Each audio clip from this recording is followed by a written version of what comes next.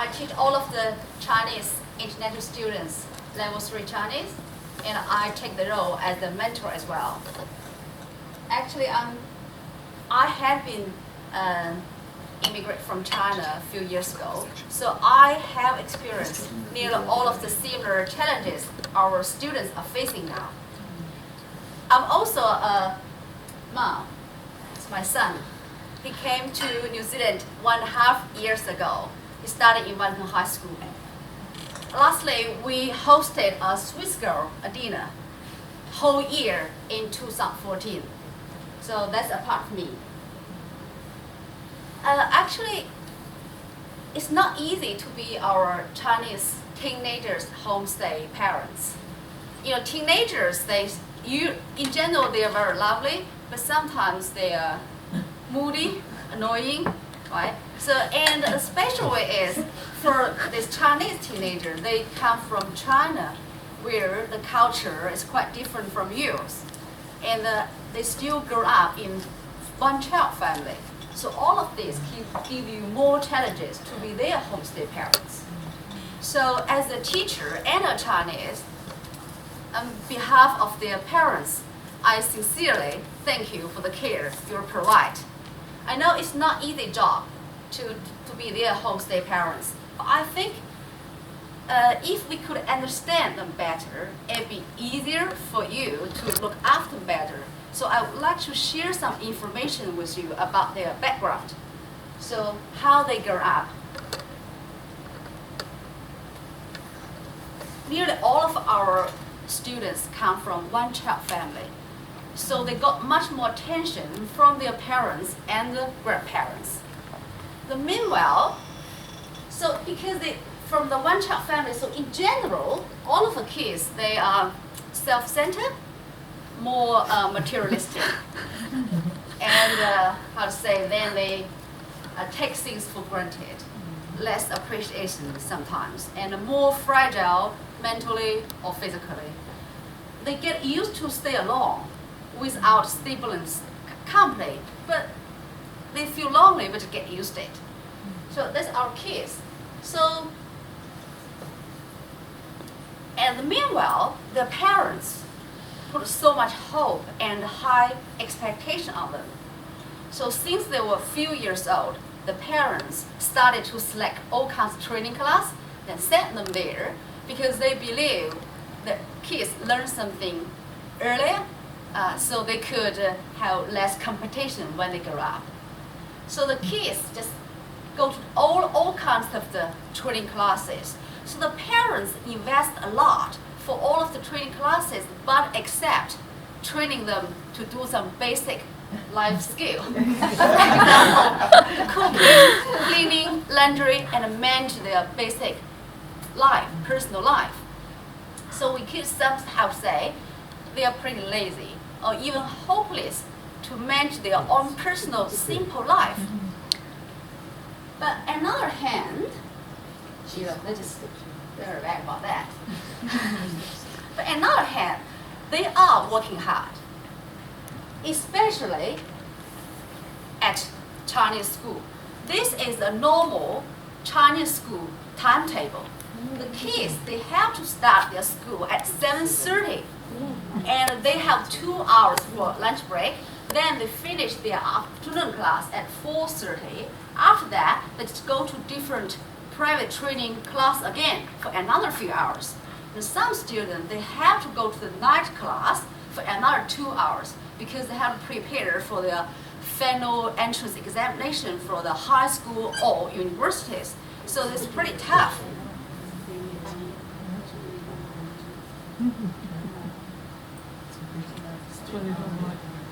And that is from the students' academic course examination.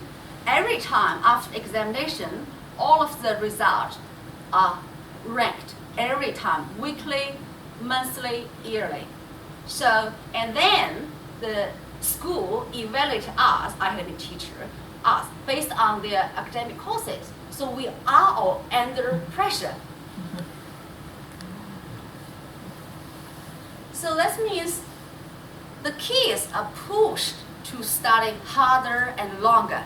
So, and this kind of situation is, the parents just usually highly criticize kids. You should study harder, you should what, do not play games, or like that.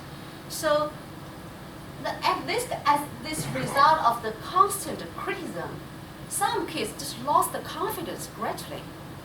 Another situation is because the long hours, school, and isolates our kids from the real life. So they have no much time to develop their social development, and they involve the sports. That's why when we met our Chinese kids, they do not feel so mature like European kids, and they do not feel so keen to choose the sports club because they, before all the time, occupied by learning, study, yeah. And that's our normal class size. So in this kind of class size, they do not have too much time to question teacher or to learn question teacher. So that means they lack the chance to learn how to question in public. So I had been a teacher for 8 years in China. So I teach 2 classes every day, except Sunday. One classroom, 75 students. Another classroom, 78 students. So the student homework are piled, I taught like that every day. So that's my work. And my dean evaluated our job weekly, monthly, yearly as well. So we just over this kind of high pressure. So I know this kind of tough situation in China. And more Chinese parents, they realize the problem as well. So that's why they send their kids, if they can't afford it, they prefer to send the kids study overseas and choose a country with better education and much less competition. That's why our kids come here. But since our kids, they arrived at a new country and start to have a new life with our homestay parents and our teachers, all of the problems I mentioned before, it did affect them to start a new life. We just discussed this as well. So what we should help them? I suggest we have to tell them they cannot get this kind of taking care like their mom. One boy this morning told me, do my home parents clean my room or not? I said, no, you have to tidy your room by yourself. Their mom do everything for them. They just need to do one thing, study. So the parent try to do everything for them. Here, different. So they still have this kind of expectation. We have to know something can help you, something we can't. You have to learn from now on. So then we have to set up some rules. That's my son and Adina, my homestay dog. Both of them come from one-child family. Since they start stay with us, we set some basic rules. You have to learn to do our housework. They've done very well now. Yeah. So we can tidy all of the kitchen very well. Every day, 2 different people, one group. We take turns. Yeah, except my husband, everybody's perfect. Okay, what they found difficult in New Zealand, the first challenge for them is language. So we have to realize, probably at the first few months, they really cannot understand you very clearly. They cannot fully understand you. I have this kind of similar experience. Before I'm suffering, and because I cannot understand so well, so I cannot respond to you clearly. So I feel I'm dumb. Actually, I'm not. But I think the kids have same problem. I describe myself. I feel like I'm a bird. I lost one of my wing, so I cannot fly properly. And then gradually adapt to the language, adapt to the local lifestyle. So I think our kids need time. So if they cannot communicate with you well, I suggest you try to be patient, then encourage them to find any way to communicate with you. Use a dictionary, or even picture, even body language. Just encourage them to talk with you. Or some kids, if they are shy of your test, just leave them there and let them sit beside you. Let them feel the language in atmosphere gradually. Yeah, just depends. That's about the language challenge. The second challenge about food. So I would like to give you some brief introduction about our Chinese food culture. Would you like to get some? All right. In general, we have more variety and more options for our 3 meals. About our land, this Chinese map. In general, different regions will have different eating habit. So actually, our lost kids come from Xi'an, yeah, from north. Yeah, more kids from north. This is our traditional breakfast. So that's a yellow bee milk and a porridge, different type of porridge, and a steamed bread or steamed bun, and there's the Chinese, the egg pie. Anyways, much more options for kids.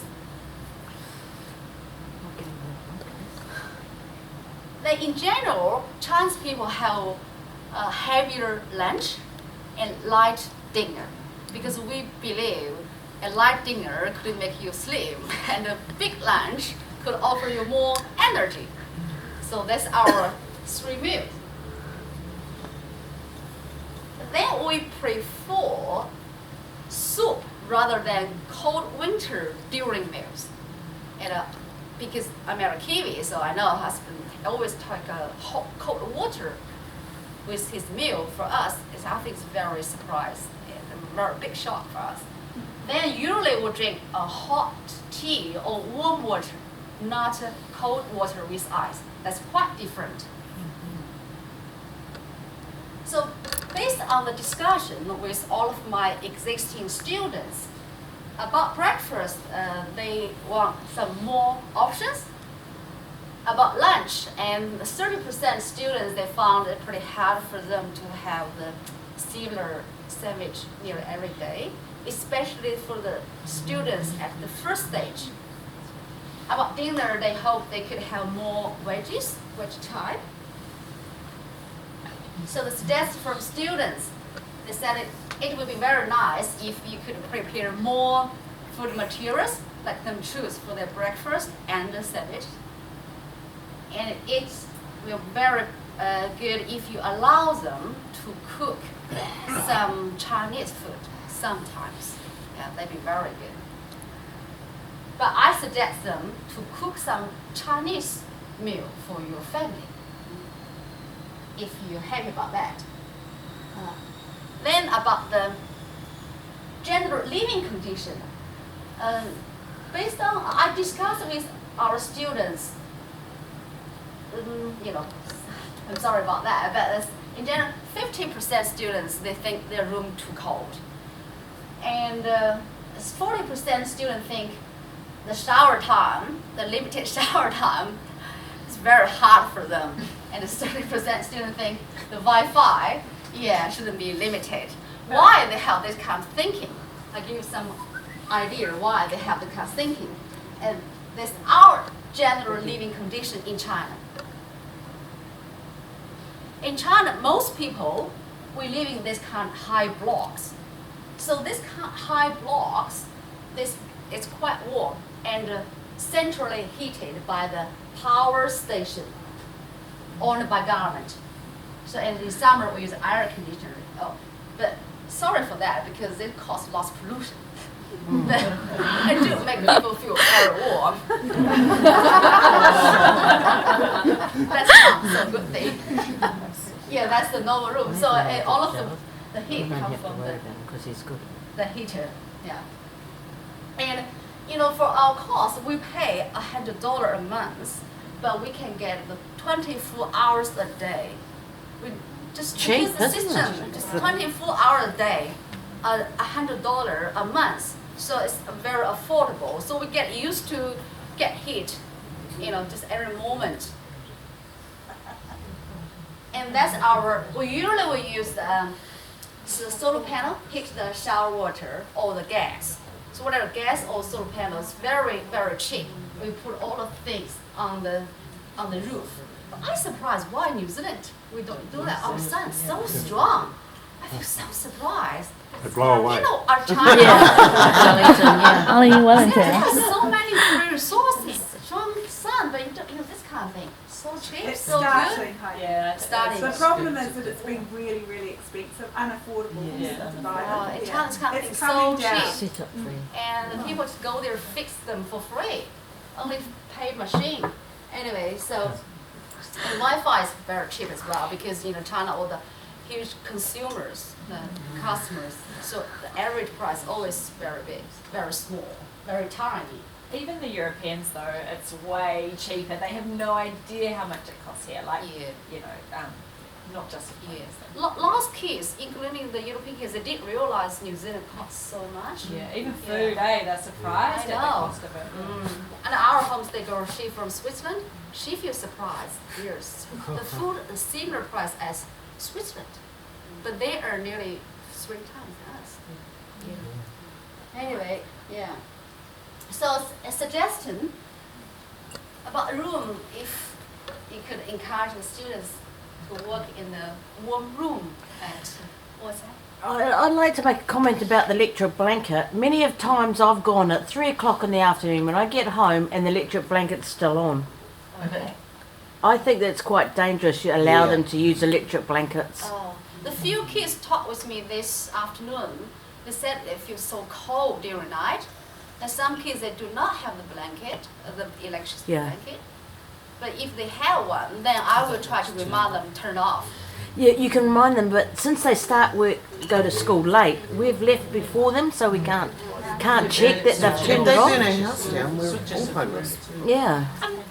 Tansy doesn't want one. We gave Luca heaps of blankets at the beginning, but even just yesterday we thought, oh, it's going to be real cold. So we actually offered him a sleeping bag last night, and this morning he was like, that sleeping bag was awesome last night. Like, even though he had lots of More blankets heat, anyways, yeah. he just needed another, maybe a sleeping bag because he probably went Yeah, in at no, night. I have no problem with extra blankets, but just with electric blankets, I've had problems with them. That they leave them on and it's pretty hot when you get home at 3 o'clock in the. I'm just worried about electric blankets. Yeah. Oh, my one's perfect. Yeah. He told me It's so a much good one. about your family. He said, oh, I'm so well. I checked with them and like family. Yeah. Few Yeah. kids they have very close family feeling. They told me. Yeah, but it's just that when you're saying allow them to use electric blanket, I just think of the dangers that come with that. Could I suggest them how many hours is possible? I mean, they should turn off before. Well, they shouldn't sleep with them on anyhow. You're not supposed to. Benefit, I will let you know and just turn off before they fall asleep. Alright? Yeah. What we did with the heater actually, if they left it on during the day, we're like, well, we're going to unplug your heater if you leave it on during the day. So you can just say, I'll take your electric blanket away if you don't. Yeah, but you've got to catch. You don't want to go into their room and check up on them every day. No, but if you have an issue with what you do. Children not to put clothes on the heaters. Okay. I noticed that It's some very of them, dangerous. they dry their Yeah, clothes on it's the so dangerous. oil heaters, and I've already told them not to. So I've removed the heater, and I've got the gas from the Yeah. corridor. Opens this door and get that. Okay. So just to let them know they don't put things over the heater. Alright. Anyway, yeah, I'm sorry for the kids.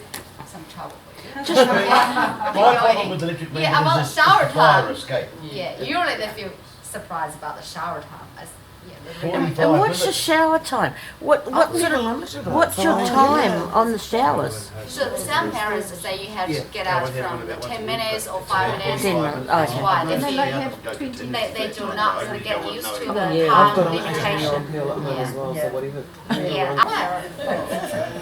Okay, few kids told me it's better before you get into their room, knock at the door because the teenager are very sensitive about their privacy. So just knock the door. The boys and girls told me. And other things I told me some girls that dry their undergarments in the bedroom, right? I don't even know where mine's. She was good. She was washing them and putting them. I've got a little clothes horse in a private courtyard. Yeah. All of a sudden, because it's winter, it stopped. I don't know. She won't let me do it, and it's a girl-only Yeah. household. Yeah. I don't know where her underwear. I'm allowed to do the bras. I'm not allowed the knickers. Actually, that's the probably it's kind of cross culture in East, especially in East Asian country, the women treat their undergarment as a kind of privacy, and they usually do not dry them in public. But gradually be better, but yeah, I do Well, she understand. was when she arrived. Yeah. I just Oh, found you her don't room. worry So I told them, yeah, I told them. I think just make the room moisture as well. If we were to digress I'm more slightly, than I can tell happy. you- Many people from China live in Thailand. I think when first time when I hear your student from China, I already know what about the boy China Yeah. or people China. I know why I don't have the problem, much problem. Because in China, most students in school too much, most time to learn about boy, maybe not do in the kitchen or cooking or dishwasher. I think I know exactly that. Okay. Can I just ask, does that go with boys as well? No, they're too lazy. They don't care. So that's laziness. Or just All right. Yeah. About cross Katie, so culture. boys can't bring washing in from, like Chinese boys don't go out bring the washing in, eh? In China. Oh, I do in New Zealand. Get mine to go get his washing in. I meant to tell mine It's boy to pretty go good get the for washing him to in. You need to train them. Yeah, they could learn things I love the quickly. way she Oh, said Train up. Yeah, just tell them to do it. Yeah. Just start it. Yeah. You don't know Trains me. before, all right, let's start it. Yeah. You can see how big my son changed. It's No, 1.5 my years son he too. can do it. You must know Thai people and Chinese people, the man not go inside the hang on the clothes. He can in outside and bring, but inside he can't because he don't know to go in. No, Yeah, that's a go. yeah. In Thai man and I think Chinese people too. Oh. Yeah, not go under this but hang on. Oh, Yeah, That's good to know. true. All right, about the hugging, in China we do not use the body language so often. We just, it's not shy, just cross culture. We do not hug people when we meet people or before we say goodbye. We do not hug or kiss. How to do that? And this afternoon I asked them, did you hug your homestay parents? No, I haven't. I said, do you want to try to practice? So, let's practice now. Practice another boy and she's in the classroom. I say, okay, do it from now on. So yeah, but they're happy to be hugged. Yeah. hey, I just my encourage boy, them. I hugged him and he cried like a baby on my shoulder.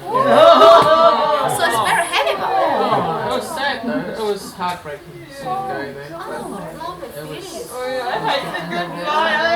Actually, lost kids, when they talk with me, I feel so sorry because some kids say, my dad always criticized me. Every time he met me, just asked me, what about your learning? What about your courses? Just because of the system. So that's why he heartbroken when you hug him. He feels so warm. It's a nice thing to do.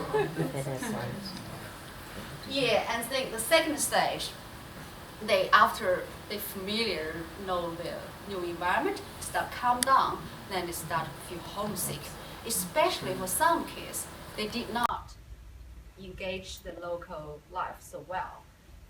And then the academic course is not good, they're struggling about the language. So immediately they start to miss their home parents. So where they go, lost kids go here. I met the kids so many times in Manor Street. Some Chinese students stay there, smoke outside. After smoke, they just go to the bar, internet bar. Actually, last Tuesday after school, I've been there. I want to check how it looks like. It's safe or not. So I went inside it, not too bad, pretty tidy, very spacious. And row by row, I saw so many familiar faces there. They play online game. Yeah. So why they go there? Why they hang around go there? They're just struggling to evolve the new life here. So they need kind of belonging feeling. They need kind of friendship that rely on the other Chinese groups. So they're killing time there, then consume their parents' money, then found they got nothing, probably more frustrated. So that's making me worried a lot about the situation. Anyway, I suggest, if possible, we could give some guidance about their future planning Yeah, Taiwan, she told me her homestay is so good. Her homestay dad told her about how to plan your future and design your career. She's really appreciated. When she talked with me, she want to cry, the girl. Yeah, if you could give some guidance, it'd be very good. Then chat with them, let them help them to understand the real society, or encourage them to join some sports club, or take them out to show some Wellington charm or New Zealand charm. So we just take our dinner to the picnic in the beach, or then we've been to River Pay, we've done some family trip. Anyway, thanks very much for your time. Just let's do it together and try to help the Chinese kids to adapt to their new life better and more quickly. Okay, thank you.